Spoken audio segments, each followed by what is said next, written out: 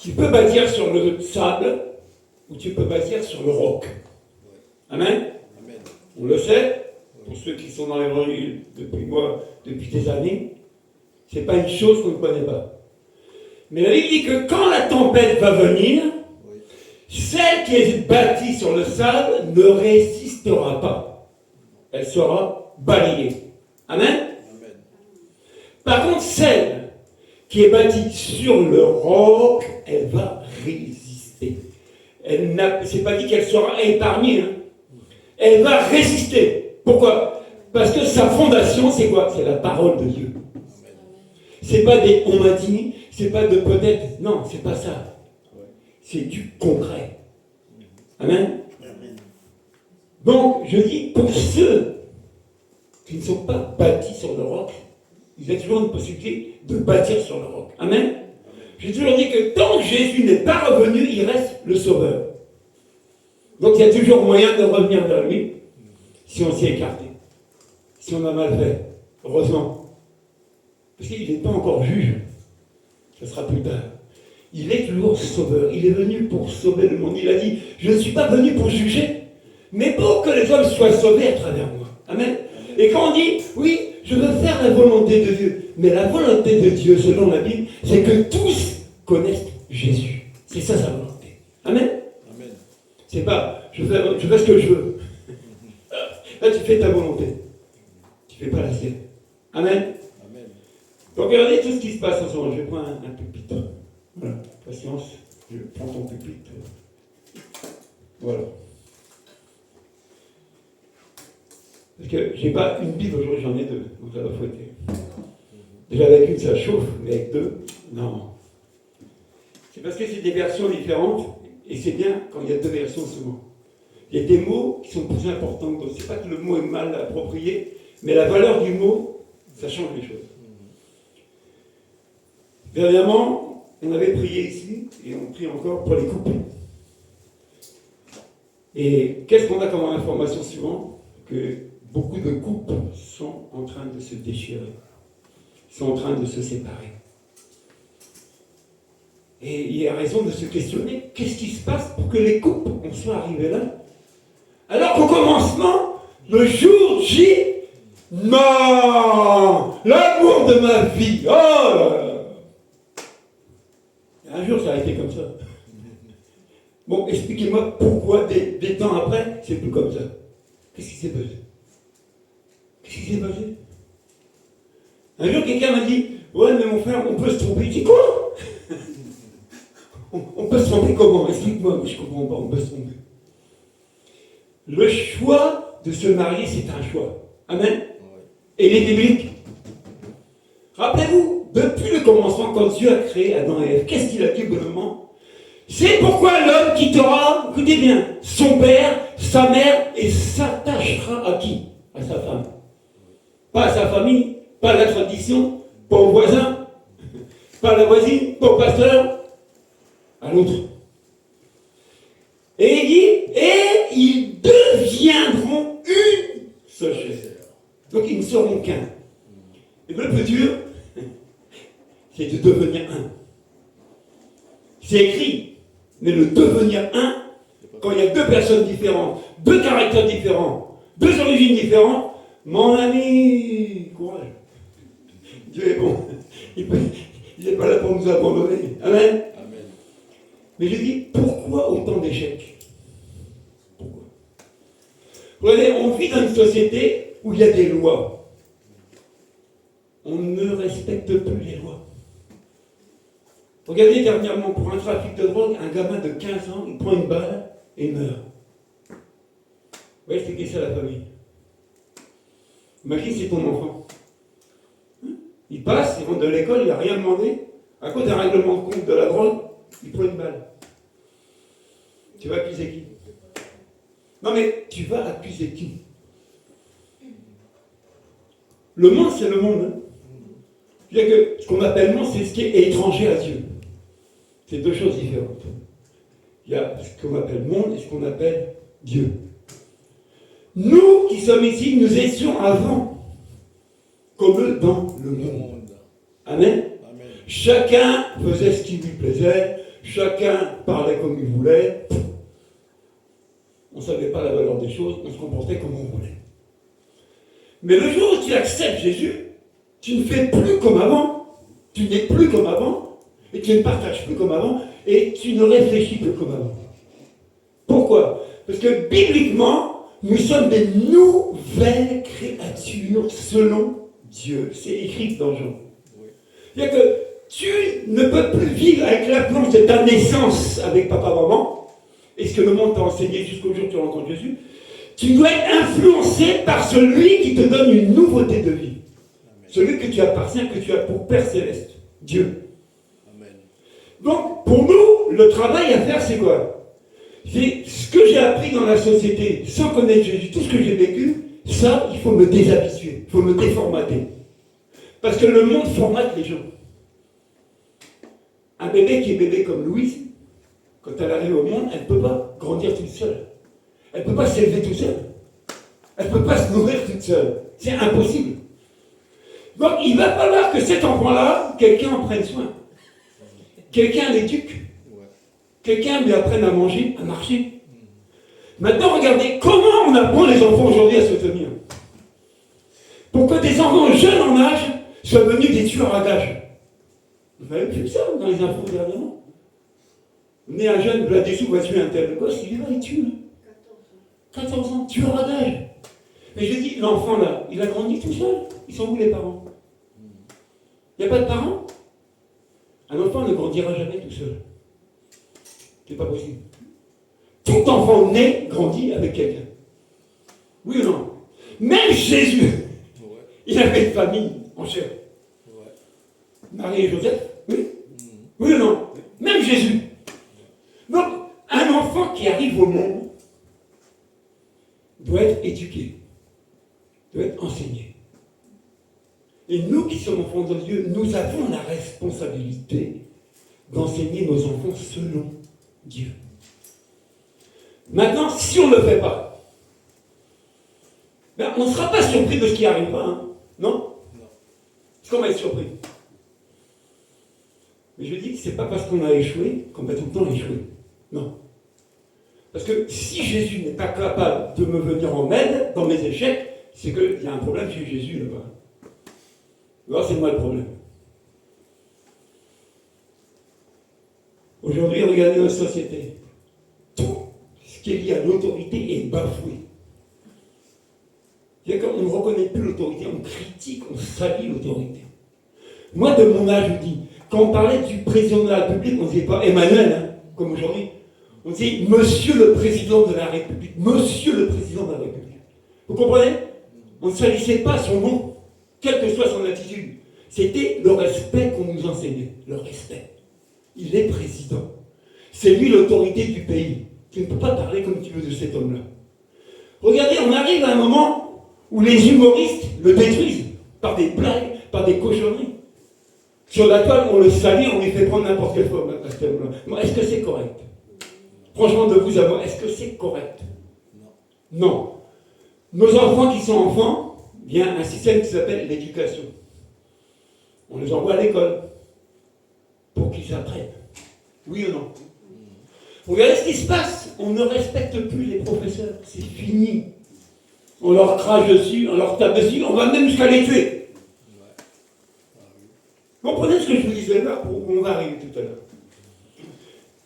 On le voit, on est informé de tout ça. Mais regardez, notre système est impuissant pour arrêter ça. Quel que soit le nombre de gendarmes, tout ça, ça continue. Quelles que soient les lois qui vont voter, ça continue. Non seulement ça continue, mais ça prend de l'ampleur. À cause de qui? À cause de quoi? Les droits de répondre, hein? Moi j'accepte les réponses. La société?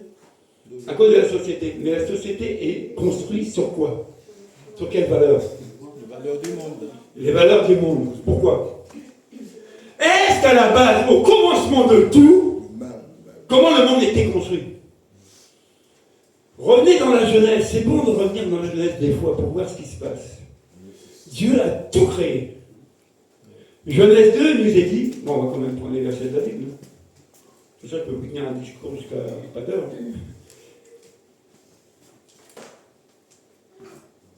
Ouais, Genèse 2, verset 4 dit que Dieu a créé l'homme.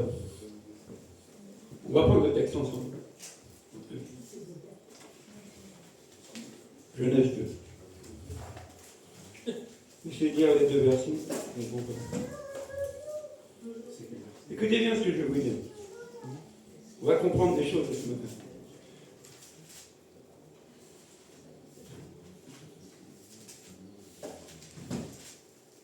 Genèse 2, on y est? Voilà. Au verset 4, et on va aller jusqu'à Genèse 3, verset 14.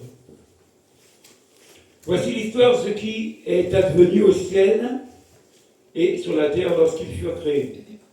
Au temps de l'Éternel Dieu fit la terre et le ciel, il n'existait encore sur terre aucun arbuste et aucune herbe des champs n'avait encore germé. Car l'Éternel Dieu n'avait pas fait pleuvoir sur la terre. Il n'y avait pas d'homme pour cultiver la terre, que l'eau se mit à soudre et à irriguer toute la surface du sol. L'Éternel Dieu façonna l'homme avec de la poussière du sol. Il lui insuffla dans les narines le souffle de vie, et l'homme devint un être vivant.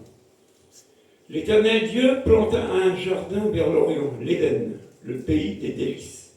Il y plaça l'homme qu'il avait façonné. L'Éternel Dieu fit pousser du sol toutes sortes d'arbres portant des fruits d'aspect grave. On continue. Au verset 18, l'Éternel Dieu dit, il n'est pas bon que l'homme soit seul. Il faut suivre. Il n'y avait rien, il n'y avait pas d'eau, d'un seul coup l'eau vient. Maintenant Dieu crée l'homme. Et après que l'homme soit créé, il dit, il n'est pas bon que cet homme que j'ai créé soit tout seul. C'est pas bon. C'est pas bon. C'est pas bon. Bon. Je lui ferai une aide. Une aide. Une aide. Il n'a pas dit je ferai 2 hommes. Il dit je vais lui faire une personne, quelque chose qui va l'aider. Parce que la responsabilité que Dieu avait donnée à l'homme, c'est de cultiver la terre et de la garder. Si vous lisez bien le texte, quand Dieu donne l'ordre à l'homme, la femme n'est pas créée. Elle n'est pas encore créée. Hein. Lisez les textes selon les personnes. Maintenant, il va faire en sorte que la femme soit. Et la femme arrive. On connaît l'histoire de ce qui se passe après. L'ordre est donné. On peut manger de tous les fruits, sauf de cet arbre-là. Le jour où vous allez en manger, vous mourrez. Regardez ce qui se passe. Je vous ai dit, quand vous lisez bien, et si je me trompe, arrêtez-moi tout de suite. Quand Dieu a parlé à l'homme, il est seul. La femme n'est pas là. Vous allez comprendre pourquoi tout à l'heure. Maintenant, le plus rusé des animaux, qu'on appelle le serpent, qu'est-ce qu'il vient faire? Il vient voir qui? Pas Adam. Il vient voir la femme. Il dit, tu as tellement réellement dit que si tu manges, tu vas mourir. Mais non. La femme, qu'est-ce qu'elle fait? Elle va se laisser séduire. Est-ce que Dieu a vraiment dit ça? Ben, est-ce qu'elle était là? Non. Au lieu d'aller voir Adam, et Adam, il y a quelqu'un qui me dit que peut-être si on mange, on ne mourra pas. Qu'est-ce que tu en penses? Oui, il m'a dit tout le temps, quand on devient un, il y a une communion, on se consulte avant de décider. Communication. Dans un couple, si tu ne te consultes pas avant de prendre une décision, malheur à toi si la mauvaise décision tu l'as prise, hein, parce que l'autre va te tomber dessus. Pourquoi tu ne m'en as pas parlé? Hein? Pourquoi tu ne m'as rien dit? Et boum, tu meurs 2 fois. Vous ne voilez pas la face. Hein. Pour ceux qui sont mariés, on sait comment ça marche. Bon, finalement, elle est séduite, elle prend du fruit, et à peine séduite, qu'est-ce qu'elle va faire? Elle va séduire qui? Et qu'est-ce que Dieu fait dans l'affaire?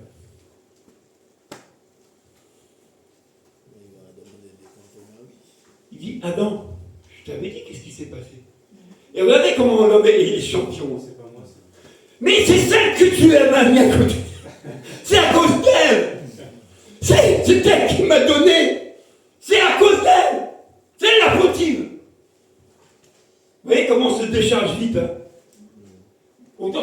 autre que moi. Donc il faut que je trouve quelqu'un qui paye à ma place. De moi, je t'ai rien demandé. Tu m'as crédité tout seul. Je t'ai pas demandé d'aide. Tu me donnes une aide. Voilà ce que ton aide me fait. Il n'y a que t'es célibataire. Non, qui t'a forcé à te marier? Qui t'a poussé au mariage? Chez toi, non? Tu te maries, et puis après tu retournes chez tes parents et tu te plains de la femme. Ou tu te plains du mari. Si j'avais su. Depuis que je l'ai épousé, voilà ce qui m'arrive. Depuis qu'on est mariés, voilà. Avant j'étais tout seul, ça. Maintenant, regarde. Le devenir un. Le devenir un. Pourquoi je dis que c'est important qu'on comprenne ce qui se passe aujourd'hui dans notre société? Surtout nous, les chrétiens. Parce que si nous, on n'a pas les valeurs bibliques dans notre foyer, qui va les avoir? Et si on ne les a pas, comment on va les transmettre à nos enfants? Tu ne peux pas donner ce que tu n'as pas? Oui ou non? On ne peut pas. Maintenant, si tu ne l'as pas fait, il n'est jamais trop tard. Amen. Avec Jésus, tout est possible de redresser. Donc regardez les conséquences. Mais ces conséquences-là, ce qu'on appelle la chute de l'homme, la désobéissance, parcourez la Bible, on voit les effets. On voit les effets de la désobéissance dans la vie des gens, des peuples. On voit ça. Maintenant, Dieu va élaborer un plan qu'on appelle le plan du salut. Parce que ce n'était pas le but de Dieu avec Adam et Ève de vivre ça. Maintenant, il va corriger le tir. Il dit, bon, je donne la loi, ils n'obéissent pas. J'envoie les prophètes, ils n'écoutent pas. Mais je vais y aller moi-même. Il dit, je vais me faire un corps, je vais venir sur la terre, je vais leur parler. Du live. C'est pour ça que c'est bien de venir au culte en live. C'est pas le même effet que un support portable. Ça n'a pas la même réaction. Qui ne sont pas les choses de... Hein? Donc on y va doucement. 2 Timothée 4, on y va. Et c'est là que j'ai beaucoup d'ennemis. Bientôt. Maman, ça va? Gloire à Dieu. Si tu es encore là, c'est que ça va.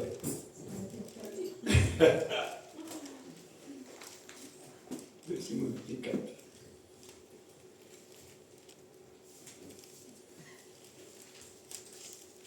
Je vous dis, Dieu ne nous prendra jamais en traite. Il nous a déjà avertis. Il nous a déjà tout dit. Donc, on ne peut pas être surpris de ce qu'on voit, de ce qu'on entend. Si on est surpris, c'est qu'on n'a pas eu l'information. Alors que Dieu a mis son information dans un livre qu'on appelle la Bible. Et la Bible est faite pour être lue, pour être méditée. Amen. Verset 1. C'est pourquoi je t'en supplie. Donc c'est Paul qui fait des recommandations à Timothée. Il dit, c'est pourquoi je t'en supplie devant Dieu et devant le Seigneur Jésus-Christ, qui doit juger les vivants et les morts au moment de sa venue et de son règne. Prêche la parole, insiste en toute occasion, qu'elle soit favorable ou non. Réfute, reprend et encourage. Fais tout cela avec une pleine patience et un ancien souci d'instruire. En effet, un temps viendra où les hommes ne supporteront plus la saine doctrine. Amen. L'écriture sainte, le sacré. L'homme ne va plus supporter ça. Au contraire, avec la démangeaison d'entendre des choses agréables, ce qui va dans le sens du poil, ce que j'ai envie d'entendre. Ils se donneront une foule d'enseignants conformes à leurs propres désirs. Dernièrement, on a prié pourquoi? Pour les faux enseignants. C'est écrit dans la Bible, il y a des faux.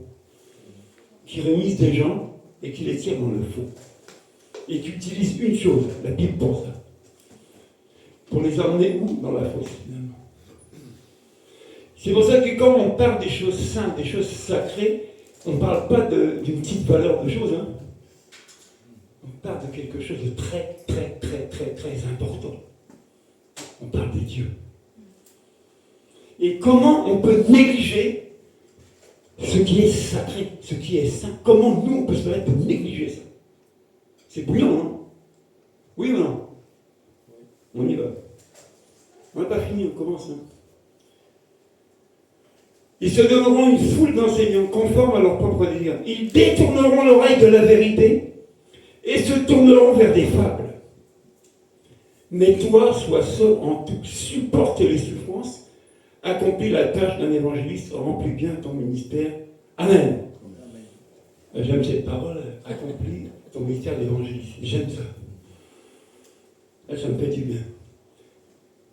Qui était là il y a un dimanche où j'ai prêché que pour aimer selon Dieu, il y a un prix. Il y a un prix à payer. Paul enseigne Timothée, dit voilà Timothée, voilà les informations. Il va y avoir des temps. Et on le dit souvent, nous sommes dans les derniers temps.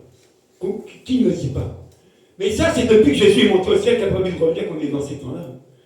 Donc ça veut dire que quand il reviendra, il l'a dit. Mais il y a ces temps-là qui sont là, où les choses se précipitent.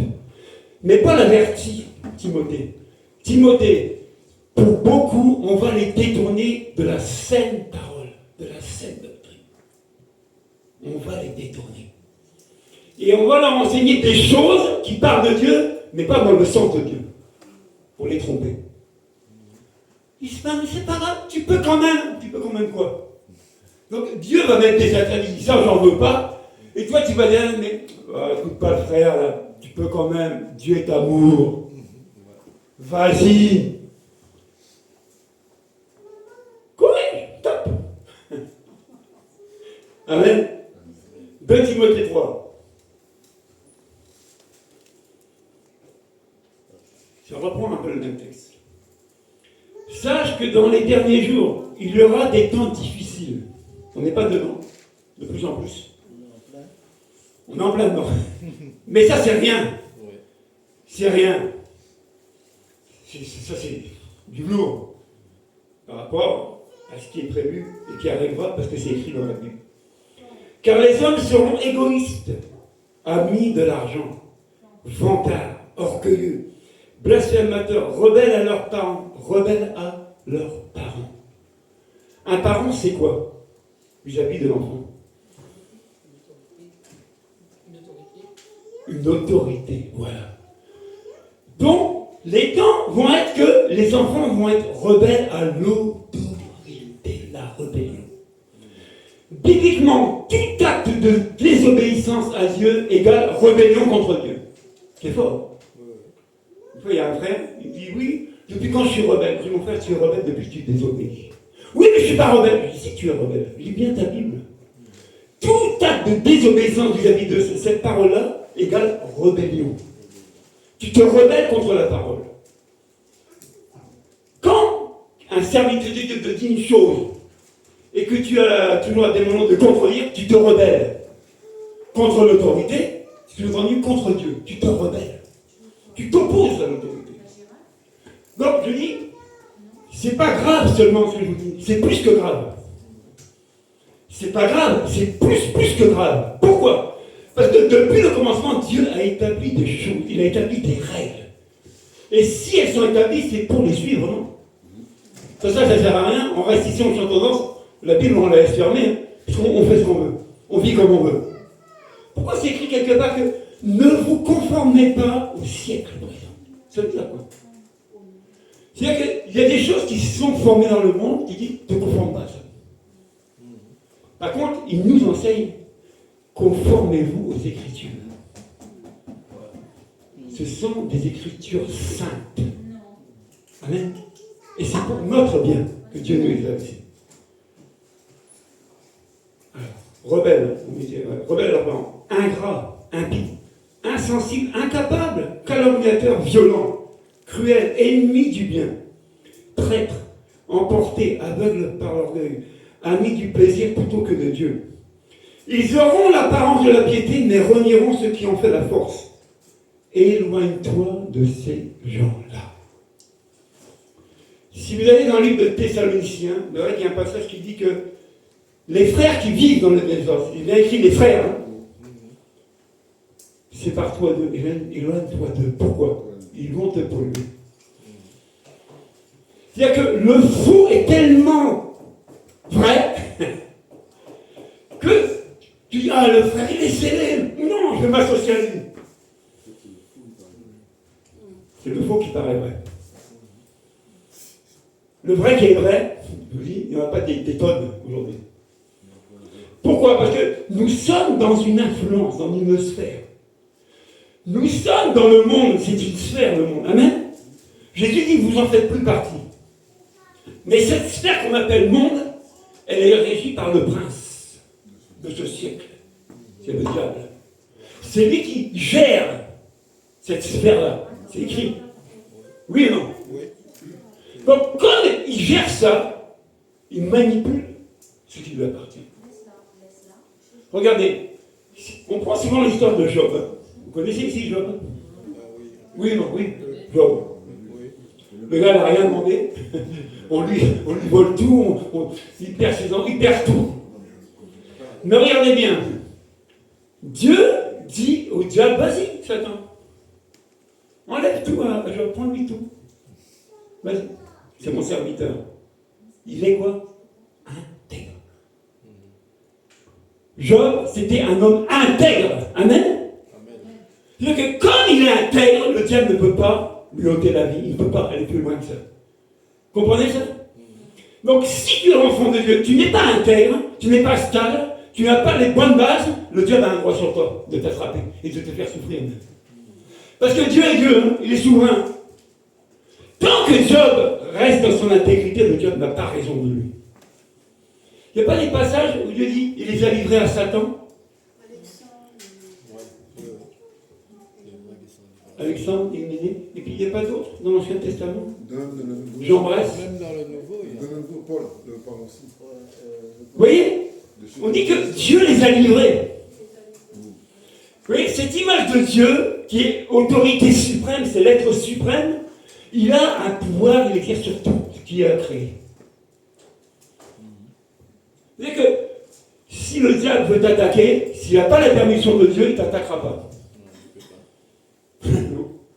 Regardez, quand on parlait de monarchie, il y a des temps anciens, les rois.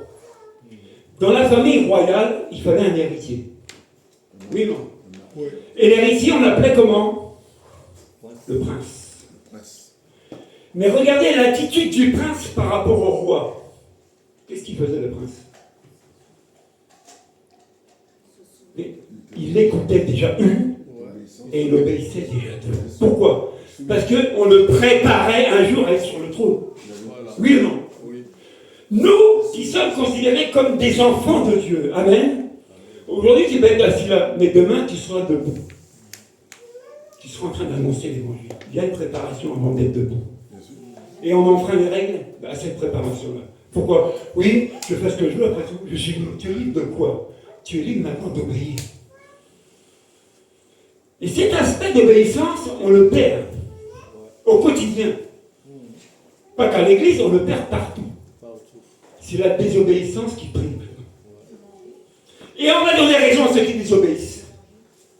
Mais quand même, c'est pas de sa faute. Bon, c'est la faute de qui? Mais il n'a pas d'extrait, hein? Oui, mais pasteur, la chair est faible. Donc, ça tu te caches derrière ça pour dire que c'est pas grave. C'est grave.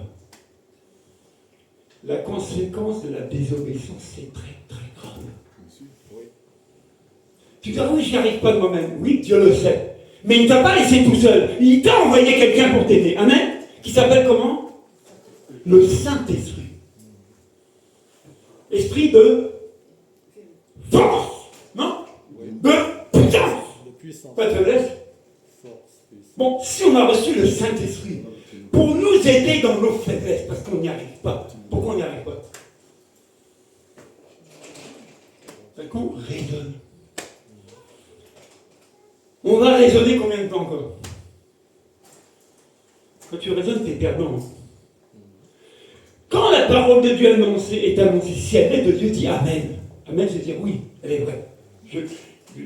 Je reçois cette parole, je suis d'accord avec cette parole. Le Amen, c'est ça. Amen. Amen. Encore, Amen. Amen. Encore. Amen. Amen. On va y arriver. Mais tu es libre de la refuser. Personne ne va te forcer à l'accepter. Mais si tu l'acceptes, rien que le souhait de l'accepter, déjà là, Dieu prend ça en compte. C'est signe que tu veux mon aide. Parce que je t'ai donné cette parole-là. Tu veux casser ta vie, je vais t'aider. Parce que tu le veux, tu le souhaites. Amen? Amen? Ah, c'est sûr chez vous. Mais on doit comprendre comment ça fonctionne, Jésus. Si on nous parle qu'il y a des temps qui sont là, où des choses vont se manifester, et on les voit se manifester, comment se fait-il que dans le monde chrétien, il y a autant de dégâts dans les vies chrétiennes? Il y a autant de désastres dans les foyers. C'est des divorces en cascade, et chacun va donner une raison. À un moment, on a essayé de piéger Jésus. Oui, Jésus, ma femme, comme une adultère, j'ai le droit de la répudier, j'ai été instituant de Moïse, hein, une lettre de répudiation. Si vous regardez la Bible, c'est la seule clause que Jésus va soulever. Mais il n'a pas donné raison à ceux qui font ça. Hein. Il a dit, au commencement, il n'en était pas ainsi. Au commencement, c'est pas ce que je voulais. Mais c'est à cause de la dureté de votre cœur que maintenant c'est comme ça. Bon, comment tu peux accepter Jésus et t'as encore le cœur dur comme de la pierre? Au point de ne pas pardonner. Il n'y a pas un, disons qu'il faut t'avouer. Ouais, bon, enfin, ouais. C'est quoi qui te pousse à ne pas confesser ta faute? Ton orgueil? Ta position? On a lu ça. Il y en a, ils te diront, ils vont te fabriquer des formules pour dire qu'ils ont raison. Donc c'est toujours l'autre qui a tort. Comme Adam. Il prend, il mange, c'est pas elle qui a mangé. Ça passe, c'est lui qui a mangé. Et il dit c'est à cause d'elle. Hein. C'est à cause d'elle, voilà. Entre nous, qui est responsable devant Dieu? Qui est responsable de? Devant Dieu. C'est nous. Ben non, je suis marié avec ma femme, elle est là. Mon erreur, ou son erreur, qui est responsable? C'est nous deux? Ou c'est elle? Ou c'est moi? C'est qui? C'est les deux. C'est celui qui a fait l'erreur. Pourquoi? La Bible dit que le salut est personnel. C'est-à-dire que j'aime ma femme, mais je ne peux pas cautionner des choses qui ne sont pas bien. Je ne peux pas. Bibliquement, je ne peux pas. On va le lire après. Pourquoi? C'est écrit. N'oubliez jamais que dans la création, Dieu a donné une responsabilité, une autorité à l'homme. Même avant que la femme ne soit conçue. Il avait déjà donné ça. On vit dans une société où l'homme, en tant qu'homme, comme Dieu le voulait, perd son autorité ou délègue son autorité. Vous savez, les femmes, je vous aime bien. La preuve, c'est ça, je ne serais pas marié. Mais une femme, c'est comme un ordinateur, pire qu'un ordinateur. Un ordinateur, tu peux effacer la mémoire. Hein. Une femme, tu peux pas. Ah, elles sont tenaces. Qui confirme encore? Rappelle-toi, en telle année, à telle heure, qu'est-ce que tu m'avais fait? Du bruit, c'est qui? Oublié. Du bruit, tu penses que c'est plus ma chérie. Et elle prenait ça sur le tapis. Tu dis, oh, bon, c'est bon, jusqu'à quand tu vas me reprocher ça? Jusqu'à quand? Oui, mais Liva, une fois que c'est pardonné, ça doit être effacé. Ça ne peut pas revenir sur le tapis encore, parce que si ça revient sur le tapis, c'est qu'il n'y a pas eu de pardon. C'est comme Jésus à la croix, il nous a tout pardonné, bibliquement. Et puis, il vient de voir et dit, hé, Jean-Luc, tu te rappelles, ça, je ne te l'ai pas pardonné, encore fais gaffe. Hein. Je suis encore coupable. Il dit tout est effacé. Est-ce que Jésus est comme ça? Non. Il dit, il a Effacé. ce n'est plus devant ses yeux. Pourquoi nous, pour une erreur, pour une chose commise, juste ou pas juste, et sans être prêt, on garde ça captif encore, au point d'avoir cette arme-là? C'est à cause de ça. C'est à cause de ça. Vous voyez pourquoi les couples souffrent? Mais on n'est pas rentré dans le vif du sujet. On y vient. Éphésiens 2. On avance, hein? Éphésiens 2.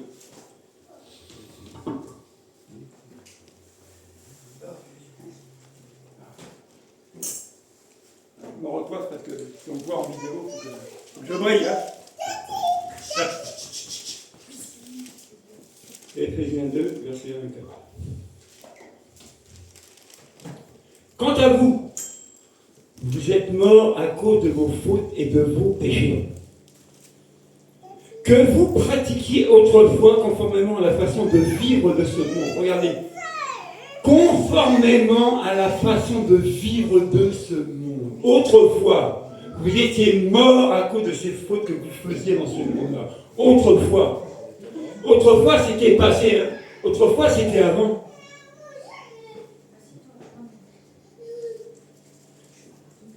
À la façon de vivre de ce monde, conformément, ce que j'ai dit tout à l'heure, au prince de la puissance de l'air, de l'esprit qui est actuellement à l'œuvre parmi les hommes rebelles. Amen.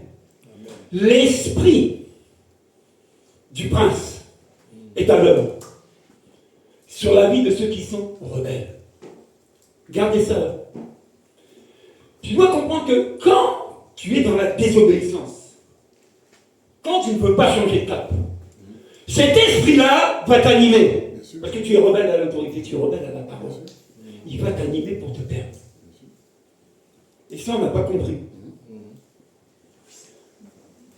Regardez bien, ça va plus loin. Nous tous aussi, nous étions de leur monde. Ce que je dis souvent, ne jette pas la pierre à quelqu'un. Avant, tu étais peut-être comme lui ou comme elle. Dieu t'a fait grâce. Qu'est-ce que tu as mérité? C'est lui qui t'a fait grâce. Donc, prie plutôt pour la personne. Et les compassion.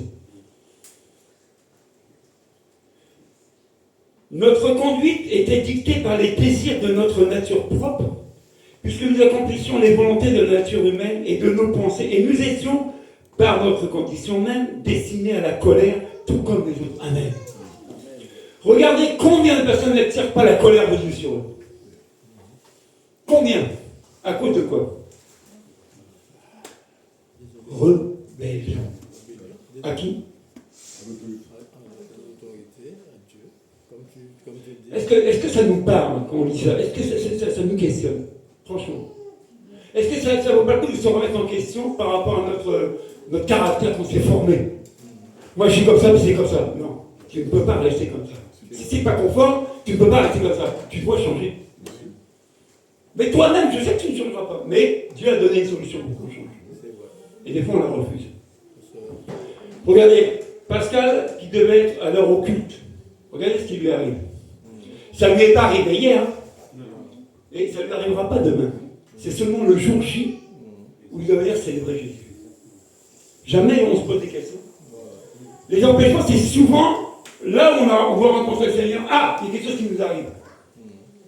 Il y a une guêpe qui est tombée dans la cour. C'est la chienne qui l'a fait tomber, c'est pas moi. Hein. Je ne l'ai pas acheté.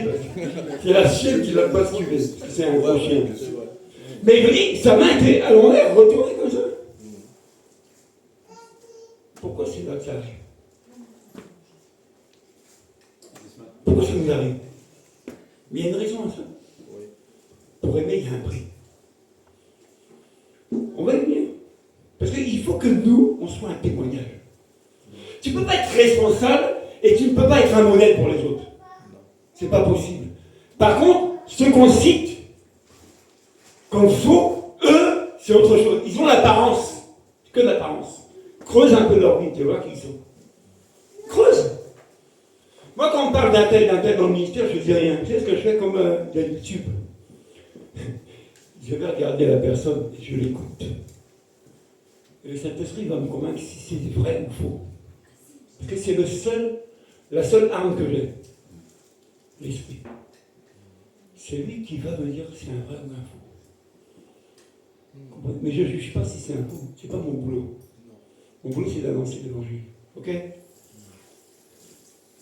Éphésiens 5. Là, on rentre dedans. Accrochez-vous. Accroche ta ceinture. Vous êtes bien assis, hein? Et je voudrais qu'on lise attentivement. Pourquoi qu'on déforme l'écriture pour se donner des raisons? C'est ce qu'on fait, c'est bon.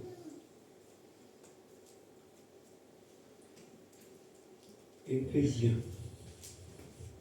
Je vais lire dans une autre version. La version Sever, plus harde. Éphésiens 5. Et on va lire, Éphésiens 5 à partir du verset 22 jusqu'à Éphésiens 6. verset 5. Oui. On va lire ça. Allez, Éphésiens 5. On y est? À partir du verset 22. Ah, on aime bien lire ce passage-là. Ça nous fait du bien. Oh là là là. Voilà, parce qu'il aime bien. Bon, moi je vais dire passer au verset 17. Vous allez comprendre pourquoi. C'est pourquoi ne soyez pas déraisonnables, mais comprenez ce que le Seigneur attend de vous. Attendez et soyez conscients de ce que le Seigneur attend de nous. Il attend quelque chose de nous.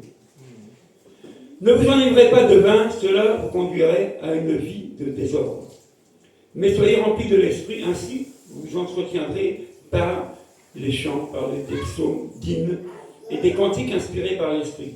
Vous louerez le Seigneur de tout votre cœur par vos chants et vos psaumes. À tout moment et pour toute chose, vous remercierez Dieu, le Père, au nom de notre Seigneur Jésus-Christ, et parce que vous avez la crainte de Christ. La crainte. Vous vous soumettez les uns aux autres. Vous, femmes, en particulier. Ah. Excusez-moi, c'est écrit. Il n'a pas dit vous, hommes, hein. Il ne commence pas par vous, les hommes. C'est ça le piège. Vous, femmes, en particulier, à cause de ce que je vous ai créé, à cause de votre responsabilité, vous, femmes, qu'est-ce que vous devez faire? Vous voyez, ceux qui m'écoutent, c'est un macho. Mais je vais aller plus loin. Il y en a pour tout le monde.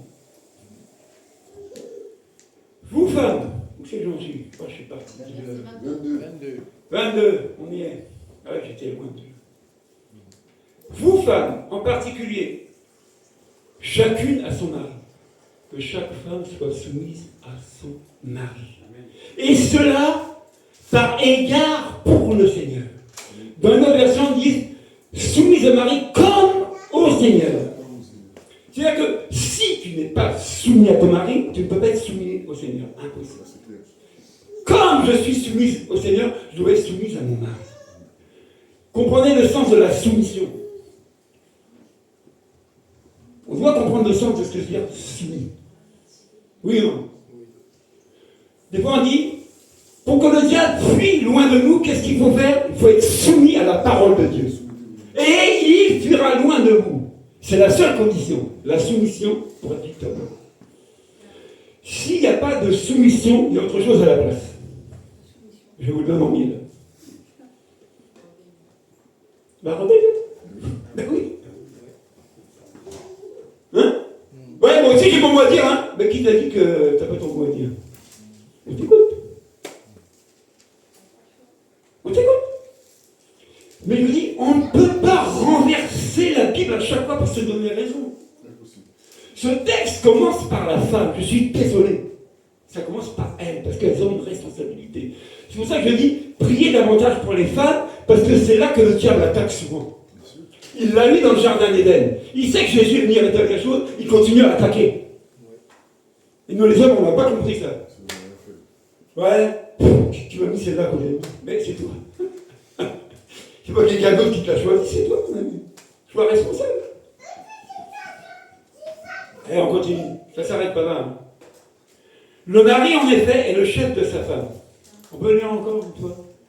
Le mari, en effet, est le chef de sa femme.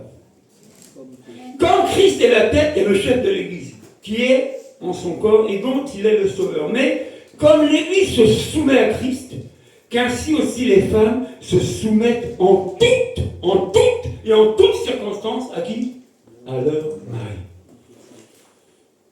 Amen. Amen. Merci.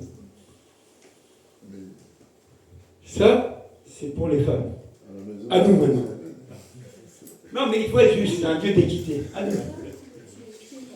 À nous. Quant à vous, Marie, c'est chez nous, là. Quant à vous, Marie, que chacun de vous aime sa femme comme Christ a aimé l'Église. Il a donné sa vie pour elle, afin de la rendre digne de se tenir devant Dieu après l'avoir purifiée par sa parole, comme par le bain nuptial.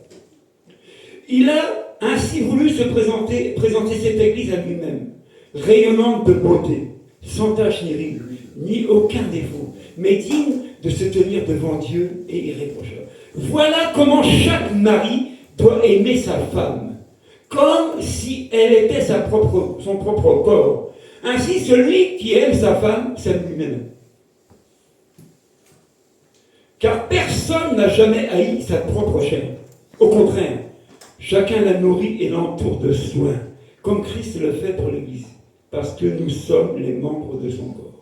C'est pourquoi l'homme laissera son père et sa mère pour s'attacher à sa femme, et les deux ne feront plus qu'un. Amen. Souvent, quand on rencontre des couples, tu dis, mais pasteur, comment je peux aimer un gars comme ça? C'est à lui de m'aimer. Donc je ne peux pas être soumis, je ne m'aime pas. Tu vois, c'est ce que j'entends. Mais il ne m'aime pas. Je ne peux pas me soumettre, il ne m'aime pas. Mais tu prends le problème à l'envers. C'est pas écrit, pour que ta femme soit soumise, aime-la. C'est pas écrit. C'est pas écrit. On ne peut pas changer les versets comme ça. La condition première pour une femme, pour être aimée de son mari, elle doit faire quoi? Soumise. Comme au Seigneur. Regardez, on parle souvent de Sarah dans la Bible. Oui, on parle jamais de Sarah. C'était qui Sarah? Sarah? Ah, la femme d'Abraham. Comment elle se comportait par rapport à son mari Abraham? C'était son mari. Elle l'appelait mon Seigneur. Donc, ce type de femme qui, auparavant, aimait Dieu et craignait Dieu, elle se soumettait à leur mari. Bon, est-ce qu'Abraham, il donnait des coups de pied? Est-ce qu'Abraham lui gueulait dessus tous les jours? Cette bonne femme, qui m'a mis celle-là? Tu vas taire? On se reconnaît quand je parle comme ça. On se reconnaît. La condition pour qu'on devienne un, c'est que chacun soit à sa place. Voilà, c'est ça, à sa place. Si notre société ne va plus, elle n'ira plus, c'est qu'il n'y a plus rien à sa place. Il n'y a plus rien à sa place. Ça commence déjà par la rébellion à l'autorité. Et ça découle. Vous voulez qu'on fasse quoi? Si nous, on a la Bible, on a accepté Jésus, et on n'est pas un modèle de fonctionnement, nous, mais qui va être? Jésus dit, vous serez mes témoins. Est-ce que dans ta famille, tu témoignes par l'image de ton foyer, de ton couple? Ou est-ce que les gens regardent ton couple et disent, oh ma chérie, heureusement qu'on ne vit pas comme ces deux-là, c'est chien et chat. Mais ils vont à l'église, oui, mais c'est chien et chat quand même. Faites attention, on a des comptables. Éphésiens 6. Enfants, obéissez à vos parents. Écoutez bien moi, il y a un enfant qui comprend, c'est peut-être Julie alors. Mais c'est bon aussi pour nous les parents. Enfants, obéissez à vos parents dans le Seigneur. Car cela est juste. Honore ton père et ta mère, c'est le premier commandement accompagné d'une promesse, afin que tu sois heureux et que tu vives longtemps sur la terre. Quant à vous, père, il n'y a pas dit mère, hein. Quant à vous, père, n'irritez pas vos enfants, mais élevez-les en leur donnant une éducation et des avertissements qui viennent du Seigneur. Amen. Le rôle des enfants. Aujourd'hui, ton enfant fait une bêtise. Bon, chérie, crie pas dessus comme ça, laisse-le, quoi. Laisse-le. Hein? Des fois, l'enfant fait une bêtise, le père reprend l'enfant, la mère passe derrière. Oh, mon chéri, ma poule. Papa est méchant. Bon, comment voulez-vous qu'on corrige le tir quand on voit une société où c'est l'anarchie complète? C'est les enfants qui commandent. C'est les enfants qui se révoltent. Mais je dis, arrêtons de focaliser sur les enfants. Et les parents, là, qu'est-ce qu'ils font? Ils sont pas responsables? Une fois, j'ai dit à une soeur, c'est pas au pasteur d'élever ton enfant, c'est à toi et à ton mari. C'est ton enfant, tu en es responsable devant Dieu, c'est pas le pasteur. Arrêtons ça. Arrêtons ça. Les gens veulent des enfants, mais ils ne veulent pas s'en occuper aujourd'hui. C'est pour ça qu'il y a les services sociaux, il y a les éducateurs, c'est eux qui élèvent l'enfant. Et puis les parents, ils passent à tiroir caisse à la CAF, et puis c'est bon d'avoir des enfants. Hein? Hein? La CAF. Hein? Faites attention. Hier, j'étais avec une soeur au téléphone, et on parle parce qu'elle a beaucoup d'enfants. Et elle me dit, ma fille un tel, elle réussit, elle n'est pas comme les autres, parce qu'elle écoute mes conseils. Vous vous rendez compte? La maman est consciente que, comme sa fille écoute ses conseils, la conséquence c'est qu'elle réussit. Les conseils des parents qu'on met à l'ouest. Parce que le parent, c'est une autorité. Et c'est Dieu qui l'établit comme ça. Donc, enfant, tant que tu as tes parents, quel que soit ton âge en qualité d'enfant, tu dois écouter tes parents et obéir. Si et seulement si, c'est conforme à l'éducation selon Dieu, attention. Si ton père te dit, bon, gamin, va t'y dans le coin là-bas, on a besoin de pognon pour payer le loyer, tu vois un peu de drogue, un peu de chip, ça rentre dans les caisses de la maison, puis c'est pas grave. Tu m'obéis, hein? Bon, faut pas obéir, faut pas faire ce que papa dit. Faut pas faire ça. Vous voyez, souvent on est là, on prie, mais on sait déjà ce qui se passe. Mais c'est quand qu'on va prendre cette parole-là, l'accepter comme venant de Dieu, et on va la mettre en pratique, à commencer par nous. Père, mère, enfant. Pourquoi? Parce que, en faisant ça, on est sous la bénédiction. Ismaël, franchement, t'as des enfants? Ils vont souffrir. Ben dis oui ici. Ici, on ne peut pas mentir ici, on n'a pas le droit. Mais ça reste entre nous. Pourquoi des fois les parents souffrent de l'attitude de leurs enfants? Il n'y a pas deux personnes pareilles, ça n'existe pas. Quand on dit tes pères, tes fils, souvent, le fils a l'attitude de son père. Pourquoi? Parce que quand l'enfant va grandir, il a un modèle sous les yeux. C'est pas le voisin, c'est celui qui est devant, le père. Et la mère, c'est pareil. L'enfant grandit en les regardant, en les écoutant. Mais ce qu'il faut savoir, c'est qu'il va reproduire. Maintenant, si nous, on a la Bible, on a accepté Jésus, on doit lui parler de la parole de Dieu, de la part de Dieu. Parce que cette parole-là ne peut pas rester sans effet. Elle est de Dieu, elle a une influence dans sa vie. Et l'enfant ne sera pas comme les autres, à cause de cette parole que tu lui donnes. C'est pour ça que Dieu dit, ne vous lassez jamais de prier pour vos enfants. Il est voyou, prie pour lui, t'écoute pas, crie à Dieu pour lui. Il y a une servante de Dieu, une femme de pasteur que j'avais rencontrée il y a quelques années. Elle témoignait. Écoutez bien, en pleine église, elle témoignait. Elle dit, vous savez, moi j'aime mes enfants. Ils ne sont pas tous dans l'église, mais je les aime. Elle dit, mon dernier, vous savez ce qu'il fait? Il fait du striptease. Si je te demandais, il se met tout nu devant les gens. Il fait du spectacle. Elle dit, ce garçon-là, un jour, il m'a invité. Elle dit, vous croyez que je n'ai pas été au spectacle? Je suis sa mère. Elle dit, je suis allé au spectacle. Et devant tout le monde, il dit, ah, ma mère, c'est la femme de mon père qui est pasteur. Vous croyez que j'ai eu la honte? Pas du tout. Elle dit, moi, j'ai une conviction qu'un jour, Dieu va se saisir de mon nom. Et ça va changer. N'ayez pas honte de l'attitude de vos enfants. Parce que ça va faire naître en toi une culpabilité. Oui, j'ai échoué à cause. Oui, j'aurais dû faire ci, j'aurais dû faire ça. C'est à cause de moi qu'ils sont comme ça. Arrêtez ce discours-là. C'est bon. On a une solution avec Christ. On est en train de la lire pour corriger le tir. Maintenant, si on n'en veut pas, on est libre, on la refuse.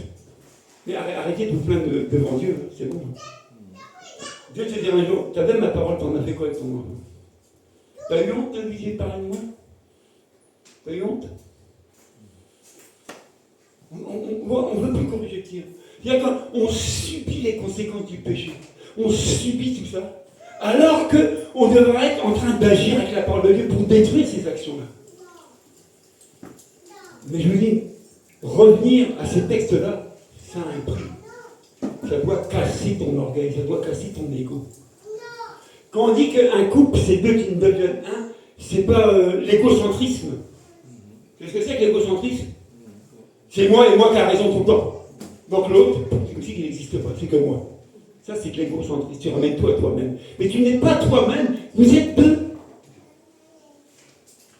Vous êtes deux. Pourquoi on parle d'Abraham? Pourquoi on parle de Sarah? Pourquoi on parle de Jacob? Pourquoi on parle de Rebecca? Pourquoi on parle de ces personnages avec leurs femmes? Pourquoi? Parce que ces personnages-là dans la Bible respectaient les Écritures. Il y a une qui était soumise à l'autre, il y a l'autre qui aimait l'autre. Et on voyait la bénédiction. le Dieu d'Abraham, le Dieu de Jacob. Mais il n'était pas tout seul, Abraham. Jacob n'était pas tout seul. Il y avait l'épouse qui était là, non? Celle de la promesse, elle était là.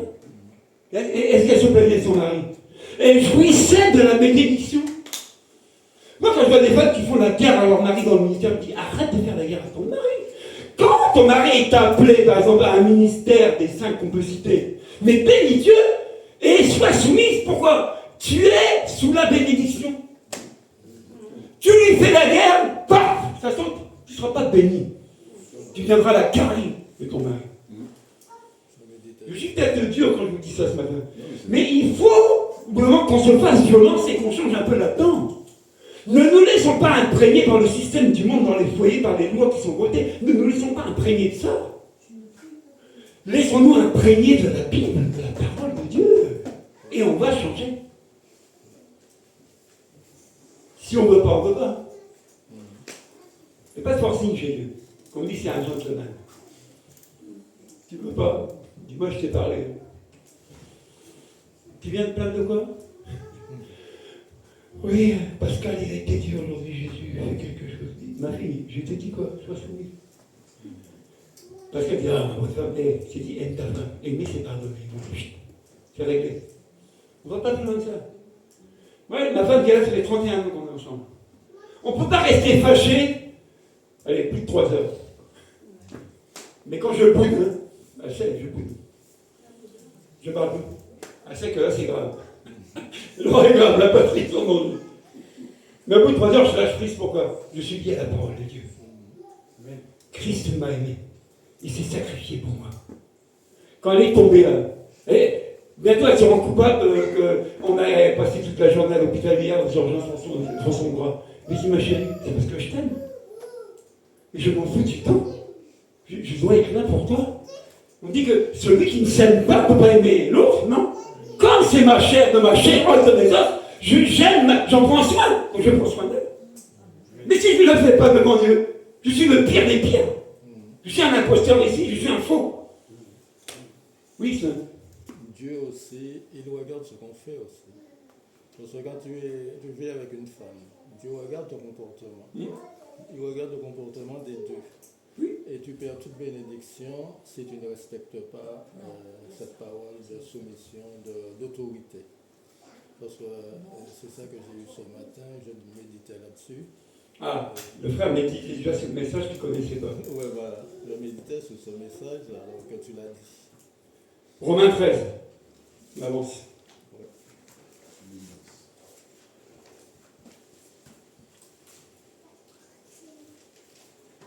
Nous avons une responsabilité dans cette société, mon frère, mes sœurs. C'est nous qui détenons la solution. Christ nous a donné cette mission-là. On ne peut pas négliger ça. Que chacun se soumette aux autorités. Romains 13, verset 1. Quand je dis autorité, ce n'est pas que monsieur le président de la République, hein. Ce n'est pas que les gendarmes. Ça passe par toi qui est une autorité. Ça passe aussi pour la femme qui se soumet à son mari. Ça passe aussi par là. Ça passe aux enfants qui obéissent à leurs parents. Ça passe aussi aux enfants qui obéissent à leurs professeurs. Ça passe par tout ça. Tout ce qui est autorité reconnue, soumission. On ne gueule pas dessus. Soumission. Car toute autorité vient du diable. Vient de Dieu. Et celles qui existent ont été établies par Dieu. C'est pourquoi celui qui s'oppose à l'autorité résiste à l'ordre de Dieu et qu'il a établi. Et ceux qui résistent attireront une condamnation sur eux-mêmes. Amen. Amen. Vous voyez, quand on résiste à l'ordre de Dieu, on s'attire des problèmes.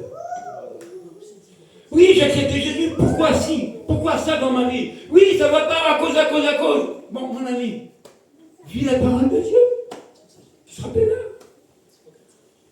Mais comme notre nature n'est pas habituée à vivre la parole de Dieu, amen, cette chair se met toujours devant pour se justifier. Qu'est-ce qui s'est passé avec Adam? Au lieu de reconnaître qu'on aurait pu, peut-être qu'il n'y aura plus de conséquences. Au lieu de dire oui, j'ai mangé. Tu m'avais dit qu'il ne fallait pas, j'ai mangé quand même. Qu'est-ce qu'il fait? C'est à cause d'elle. Regarde bien ce passage-là. La femme ne reconnaît pas ses fautes quand ils ont péché. Oui, non, elle dit que c'est le serpent. L'homme, il dit que c'est la femme. Mais le serpent, il dit que c'est la faute de qui? C'est pas écrit. Est-ce que le diable me demandé pardon? Vous voyez comment c'est? On remet toujours la faute sur quelqu'un. Il faut comprendre. Donc, pour finir, on dit que c'est pourquoi celui qui s'oppose à l'autorité. Moi, je voudrais aussi en parler aussi de l'Église. Vous savez, moi, vous me connaissez. Pour beaucoup, ceux qui me connaissent de quelques années, vous savez comment je fonctionne. C'est pas moi qui ai choisi d'être ici, hein, pour me faire plaisir. Parce que si tu veux ma place, prends-la, tu vas me la redonner une seule fois. C'est pas moi qui ai voulu être ici. C'est le choix de Dieu. Vous connaissez mon témoignage. Hein. J'étais un meurtrier, j'étais un ivrogne, j'étais tout ce que tu veux. De pire des voyous. C'est quelqu'un qui est venu me chercher dans la boue de ce péché-là, qui m'en a sorti, qui m'a enseigné et qui m'a établi. C'est pas moi. Je ne dis pas ça par orgueil, c'est pas moi. Mais moi je dis tout le temps, ne me faites pas la guerre. Parce que je suis une autorité. Ne me faites pas la guerre. Vous savez, beaucoup d'enfants de Dieu ont des problèmes parce qu'ils font la guerre aux autorités. Ah oui? Quand une autorité est établie, vous devez faire une chose. Quand quelqu'un est reconnu à un service dans l'église, vous devez faire une chose. C'est pas regarder tous ses défauts. Vous commencez déjà à prier. Et à l'aider. Et à le soutenir. Ça, c'est l'église. Mais si à chaque fois que le gars fait une erreur ou un pied de travers, vous le fusillez, je ne sais pas s'il va aller jusqu'au bout. Soumets-toi à l'autorité. Si tu ne le fais pas, tu t'opposes. À moins que le gars, c'est un imposteur. C'est un faux. C'est un mercenaire. Il est là que pour son ventre. Pas pour les brebis. Et pour ceux qui me connaissent, je me suis dépouillé assez souvent pour les brebis. C'est pas mon témoignage de justification. C'est pour vous dire une chose. Que selon Dieu, il y a des règles qui sont établies par lui. Quand on parle de la société, il y a des règles dans la société, il y a des autorités établies. Ça vient de Dieu. Vous comprenez? On se doit d'être obéissant et soumis à ça.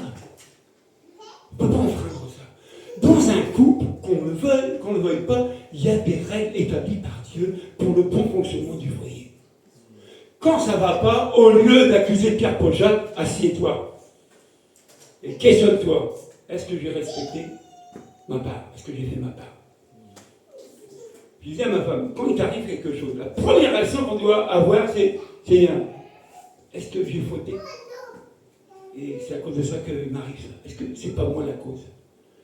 Vous savez, pour beaucoup de maris, et ça j'ai vérifié ça, là où souvent la maison est partie en catastrophe, c'est pas à cause de la femme, c'est à cause du mari. Pourquoi? Parce que bibliquement, la responsabilité n'a pas été donnée à la femme, elle a été donnée au mari. Et quand tu ne tiens pas ta responsabilité, ne te pose pas de question pourquoi ça ne va pas. Tu ne fais pas ton job.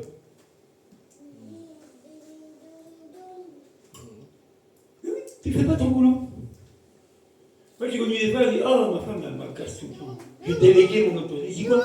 J'ai délégué mon autorité. Comme ça je suis pas là, elle me casse plus la tête, elle fait ce qu'elle veut. Mais quand tu dis ça mon ami, c'est que Dieu t'a mis en position d'autorité et dit j'en veux pas. Dieu dit puisque tu n'en veux pas, ben, je la donne à quelqu'un d'autre. Je travaillais avec un maçon, un portugais, dans le nettoyage. Lui, quand il y a une femme avec du caractère, il dit ça c'est une femme homme. Il dit ça c'est une femme homme. Elle parle comme un homme. Elle commande comme un homme. Il dit c'est une femme homme. Mais ce qu'il a dit il y a des années en l'air, on le voit aujourd'hui. Parce que la loi a voté les femmes hommes. Donc il n'y a plus d'hommes, il n'y a plus de femmes. On a fait un mélange des deux.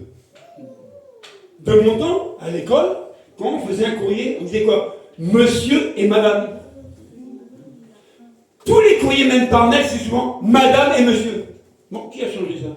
Je ne suis pas sexiste, mais qui est passé par là pour changer ça? Regardez dans quelle société on vit. De plus en plus au pouvoir, qui on voit arriver? Excusez-moi, hein. Des femmes. Moi je constate. Je regarde et je prie.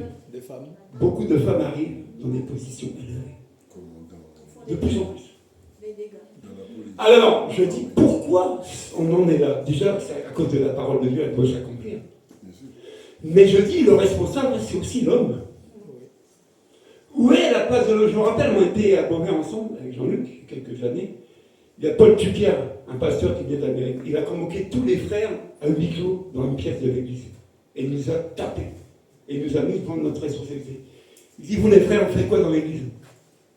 Vous faites quoi, vous les frères? Laissez les femmes bosser, et vous faites quoi? Tu te rappelles, Jean-Luc? Le gars nous a savonné. Maintenant, dans l'évangile, homme comme femme, on doit servir.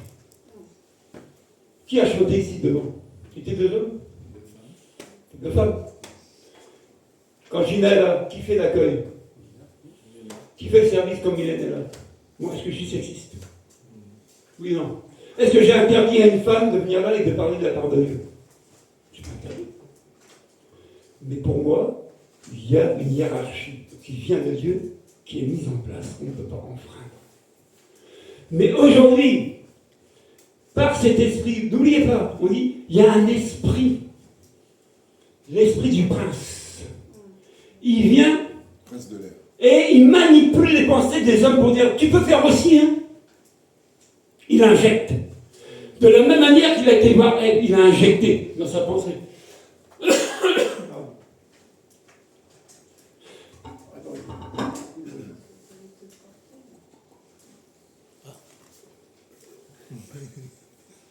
Je peux pas vous. Trop tard. Non, on est vrai ici, on cache rien. Ouais. On va pas faire du montage vidéo pour dire, ah, le frère, t'as vu comment il tient l'église? Non, non. On est vrai, on est faux. Ouais. Moi, je dis l'évangile vrai. Oui. Je ne me cache pas, j'ai toujours dit, je ne veux pas être disqualifié, je suis crédible. Souvent, je dis ce que je fais avec ma femme. Je pas dit le dimanche passé qu'on s'était bien chauffés tous les deux. Est-ce que je voulais cacher? Bon, est-ce qu'on est séparés? Non. On est toujours là. Pourquoi? Parce que dans notre couple, chacun tient sa place. Amen. Amen. C'est pas un qui commande l'autre. Non, ça marche pas. C'est une question de place. Oui. Pour moi, la soumission, c'est quoi? J'en finis là. C'est une collaboration à la réussite. Pour que le plan de Dieu soit parfait, il a dit, je vais créer la femme. Regardez bien, la dernière chose que Dieu a créée dans la Genèse, c'est quoi? C'est la femme, pour que la boucle soit bouclée. Donc, moi, mes sœurs, bénissez Dieu, parce que sans vous, il n'y a pas de boucle bouclée. La création n'est pas parfaite. Grâce à vous, la création est parfaite. Ça veut dire quoi? Que la femme a une très grande responsabilité et charge que Dieu lui a confiée. Parce que quand tu as un gars comme moi, Brutus qu'elle m'appelle, il faut être soumis à ce gars-là, vas-y, hein, viens vivre chez moi. Mais elle ne fait pas de sa propre force. Elle fait, pourquoi? Parce qu'elle veut être soumise à Dieu. N'oubliez pas, soyez soumis comme au Seigneur, comme.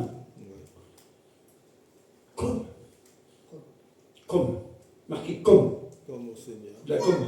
Ouais. Mais les maris aussi, n'oubliez jamais ça. Si Christ, par amour, s'est sacrifié pour son Église, tu dois te sacrifier aussi pour ta femme. Par amour. Aimer. Moi, j'ai un baromètre souvent dans les foyers. Le baromètre, c'est quoi? C'est l'argent. Regardez souvent un couple, quand l'argent est là, on n'entend rien, pas de bruit, on n'entend pas crier, le monsieur ne fait pas la tête, la dame elle ne bouge pas, l'argent est là. Ah! Le jour où il n'y a plus d'argent, non, ça commence. Ouais, c'est ta faute, je t'avais dit, pourquoi t'as acheté ça? Ça commence.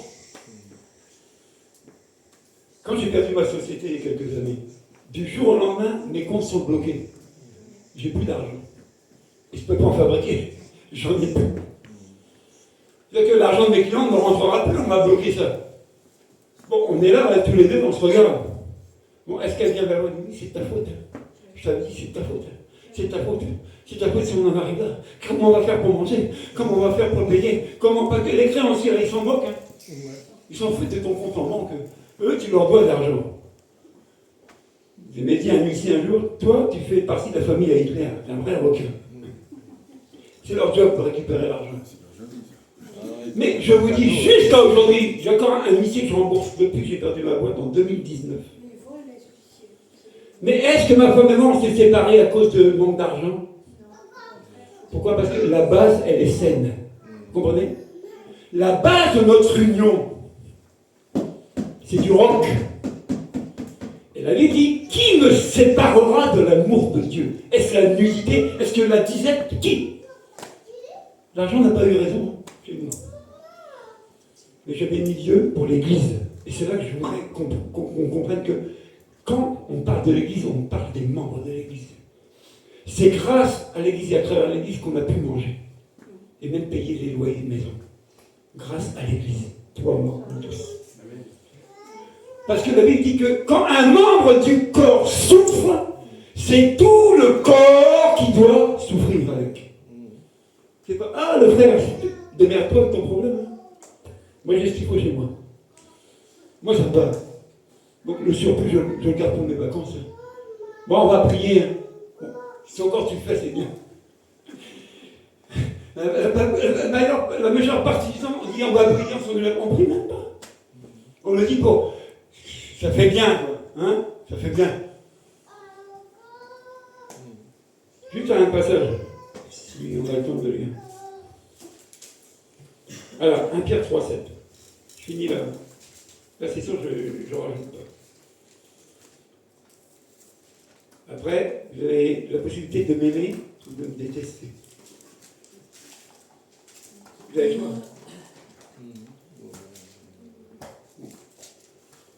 Je dis, pour ma part, la plus grande responsabilité qui a été confiée, c'est l'homme qui la détient.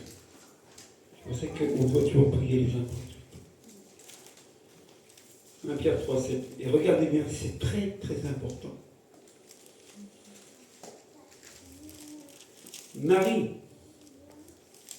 Non, je commence un peu plus haut. Au verset 1, 1 Pierre 3. Vous de même, femmes, soumettez-vous à votre mari, ainsi ceux qui refusent de croire à la parole pourront être gagnés sans parole par la conduite de leur femme. En observant votre manière de vivre pure et respectueuse, que votre parure ne soit pas une parure extérieure, cheveux tressés, ornements d'or, vêtements élégants, mais plutôt celle intérieure et cachée du cœur, la pureté incorruptible d'un esprit doux et paisible, qui est d'une grande valeur devant Dieu. C'est ainsi que les femmes saintes, qui espéraient en Dieu, se paraient autrefois. Elles se soumettaient à leur mari, comme Sarah, qui a obéi à Abraham en l'appelant son Seigneur. Vous êtes devenus ses filles en faisant ce qui est bien, sans vous laisser troubler par aucune crainte.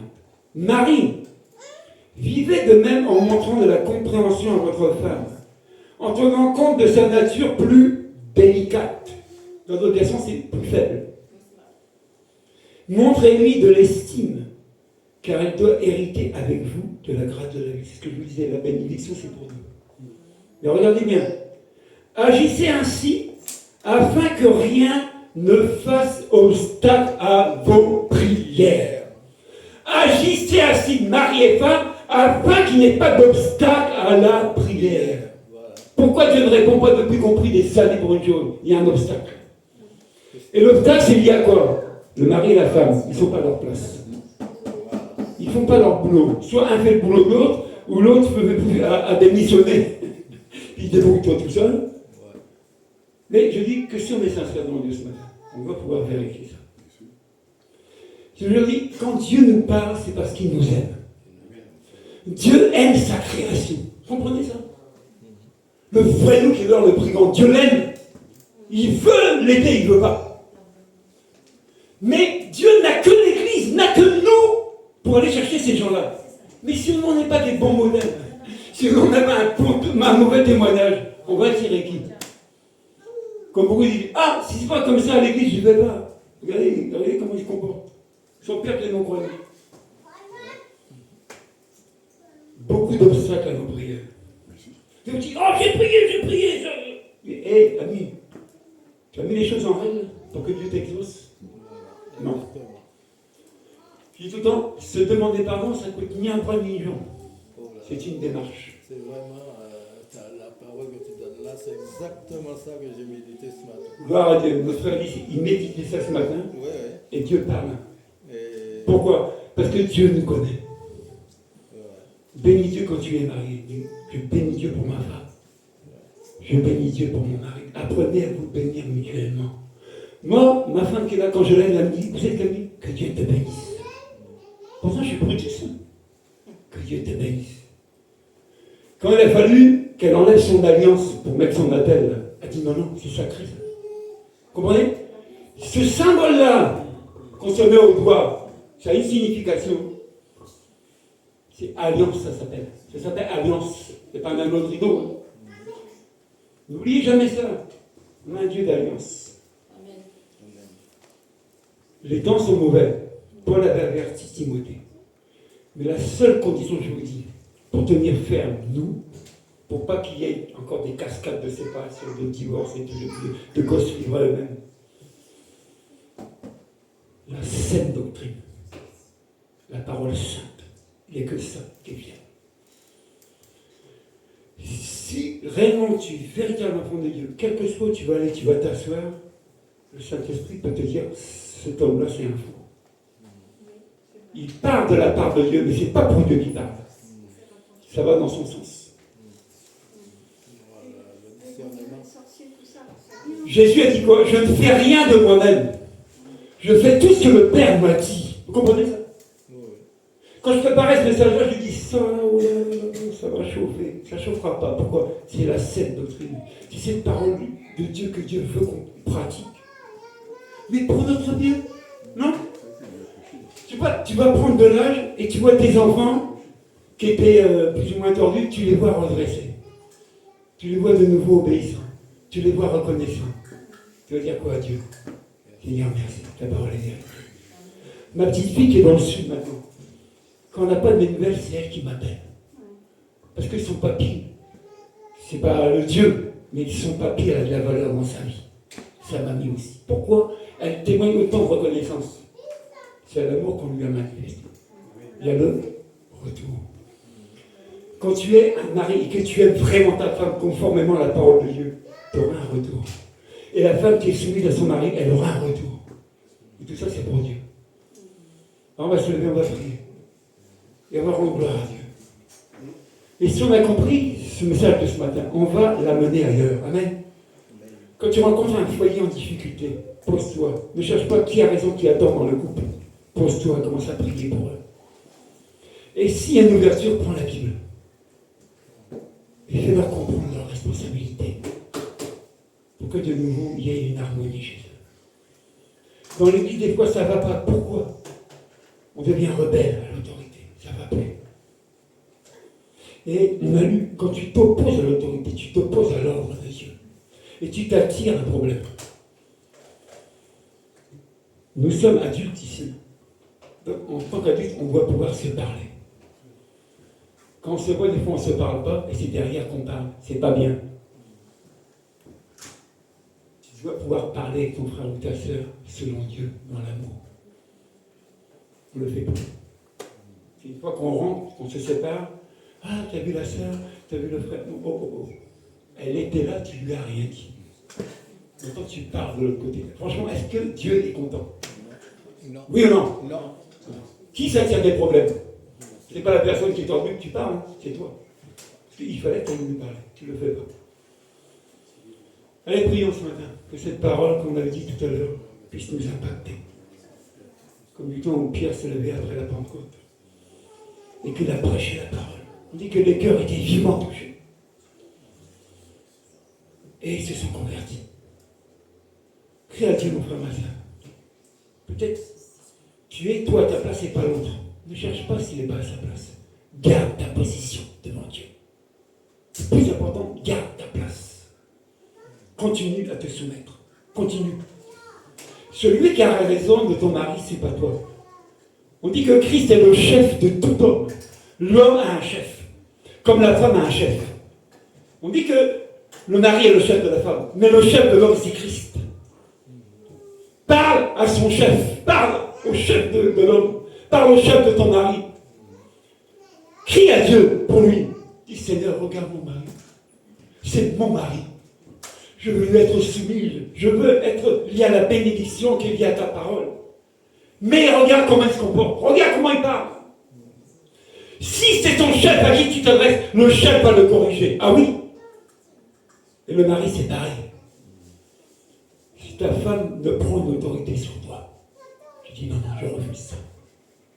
Non. Mais c'est l'amour qui est toujours victorieux. Pas la colère. Pas les menaces. Paul dira à un moment, il dit, je ne permets pas à la femme de prendre autorité sur son mari. Je ne permets pas. Paul, serviteur de Dieu, il dit, je ne permets pas. Mon frère, ma soeur, revenons à la Bible. Ne regardons pas cette société comme ça. Mais crions à Dieu pour que cette société puisse accepter la parole de Dieu pour leur bien-être. Jésus est venu pour sauver, pas pour juger. Ne tombons pas sur le jugement non plus, sur la critique. Mais crions à Dieu pour rétablir l'ordre divin. Prions ce matin. Qui ne veut pas voir et vivre dans un foyer en paix? Pour dire, quand je visitais le frère et la sœur, il y a quelque chose chez eux, je suis bien, j'ai pas envie de partir. C'est la présence de Dieu. Elle attire, elle guérit. Par contre, on dit, quand ils nous visitent, quand ils partent, on s'engueule. Il y a quelque chose qui ne va pas. Ils ont déposé quelque chose de pas propre chez toi. N'oubliez jamais. Ils vont rentrer dans les maisons et ils vont séduire beaucoup. Mais ne seront pas de Dieu. Passez du temps à prier ensemble. Des fois, c'est un combat, le mari et la femme, de s'associer dans la prière. Mais si tu respectes l'ordre divin, il n'y a pas d'obstacle à notre prière. Et là où c'était bloqué, à cause de cette parole de ce matin, je proclame que c'était bloqué. Là où la prière était bloquée, à cause de vos attitudes, à cause de cette parole, c'était bloqué. Et comme on croit en cette parole qui vient de Dieu, mes enfants changent, leur attitude change à cause de la parole. Prions pour nos assemblées, où c'est la révolte partout. Prions que Dieu fasse grâce aux enfants de Dieu, qu'ils soient obéissants, respectueux vis-à-vis de l'autorité. Prions aussi que nos enfants, quand ils partent à l'école, qu'ils soient obéissants à l'autorité, le professeur ou la maîtresse, je ne sais quoi. Soyons des modèles, c'est à nous que cette parole nous a été confiée. Dieu nous a choisis pour ça, pour être des témoins. Alors prions, ne cherchons pas ce qui nous plaît. Ne cherchons pas les choses élevées, non. Cherchons à plaire à Dieu. Prie mon frère, ma soeur, ce matin. Prie à Dieu. Prions vraiment, c'est important. Je dis tout le temps, la prière, ça assoit la parole de Dieu. Parce que tu peux partir d'ici, tu as entendu, il y a quelqu'un qui t'attend dehors, on l'appelle le voleur. Il va voler la semence. Il veut voler cette parole-là pour qu'elle n'ait aucun effet dans ta vie. Parabole du Sauveur. Alors prions ce matin. Prions. Pour que cette parole s'imprègne. Ne résiste pas à la parole de Dieu. Accepte-la comme venant de Dieu. Dis Seigneur, merci. Tu as su me parler. Peut-être c'est les mots du frère, peut-être. Mais comme c'est cette parole qu'on a lue, on l'a lue. C'est la sainte écriture, la sainte doctrine, la parole sainte que nous avons entendue. Alors, je l'accepte comme venant ce soir. Et j'accepte de changer. J'accepte d'être transformé. J'accepte d'être corrigé parce que tu m'aimes. Prions. Prions. Prions. Regardez partout autour de vous. Comment le diable se joue dans les foyers. Comment on se permet de se séparer pour un oui, pour un non, pour se donner des raisons. Mais j'ai raison, j'ai tort, j'ai raison. Il y en a un qui va gagner ce combat-là, c'est le diable. Le diable, c'est celui qui anime les querelles.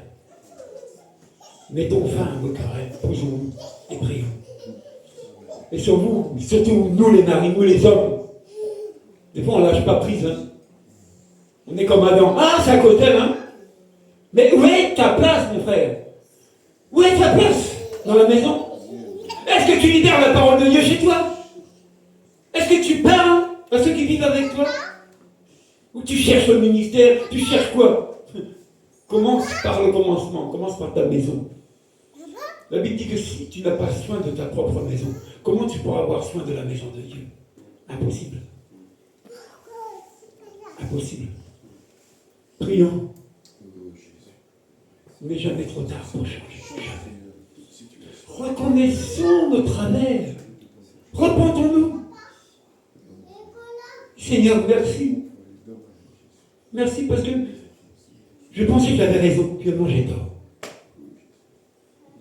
Même si tu as raison, ne te frappe pas la poitrine. Amène l'autre à la raison aussi. Doucement. Prends ton temps. Inonde-la de la parole de Dieu. Prions. Prions à Dieu. Seigneur Jésus, je te prie pour les femmes, Seigneur. Tu dis que la femme, elle est soumise à son mari, Seigneur, comme à toi, Seigneur Jésus.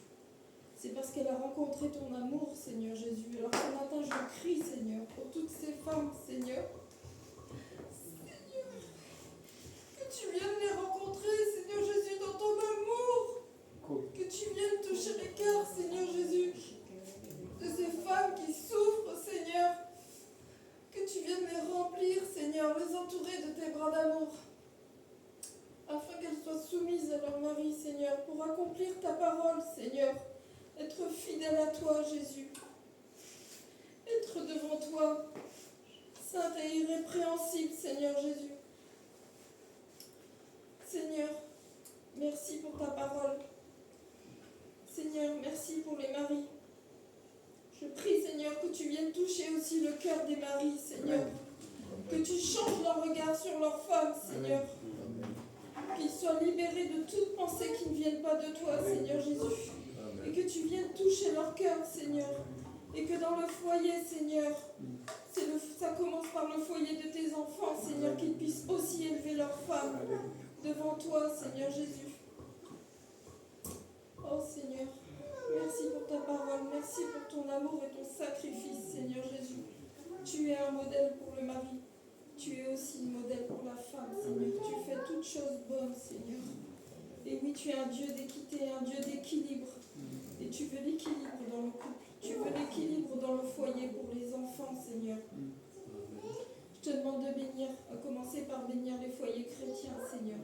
Et que parce que tu bénis ces foyers, Seigneur, les gens regardent, Seigneur, et se disent, mais il y a quelque chose de différent là. Et Seigneur, rien qu'en regardant, Seigneur, je prie que les gens soient touchés, Seigneur. Que tu viennes transformer les situations, Seigneur Jésus.